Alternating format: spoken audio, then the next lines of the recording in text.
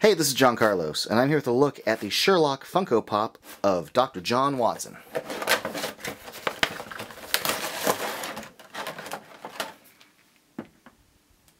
One little problem I have with this figure, and hopefully you don't have it, if you can see that little gap right there, his feet are uneven, and it takes me a while to balance him to get him to stand just right. Like, he should stand like that. His tendency is to want to fall over, but if you get him to kind of balance the weight just right, he will stand upright. But every once in a while you get a pop with uneven legs, and that's kind of annoying.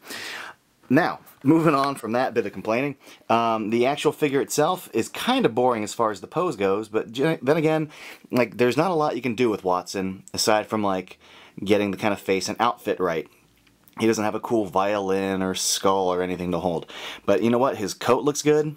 I like the paint on the buttons on the coat, like the pockets I mean, and his collar, the little blue and white on the shirt, really well done. All the painted elements, like at the top of his sleeve, on the shoulder, the wrinkling, the patches on the back of the coat. Like, it's a pretty solid paint job on a pretty solid figure as far as like the wrinkling of the pants, the shoes, the shoelaces. Like, if you're a fan of Watson, this is a good Watson, like, depiction of him. Like, good job to that. It's just not an exciting pose, and that might bother some of you. But it doesn't really bother me, because John is also kind of a simple fellow, so I think it's appropriate. Now, his hair sculpt is good. Like, they did a good job conveying what his hairstyle is into pop form, and the paint follows the sculpt lines really, really well.